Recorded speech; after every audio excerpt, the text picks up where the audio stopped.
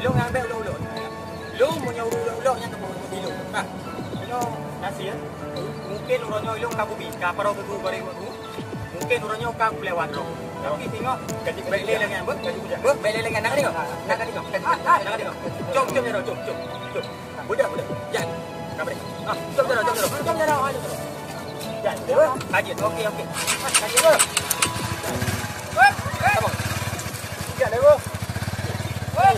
Ayah, kadang ni wakah ini, mesti ada kedong. Abang Ilham. Oh, bi dah wakah. Kata bi dah wakah ke gelong lo. Betul kalau. Ilham macam mana kamu? Tidak.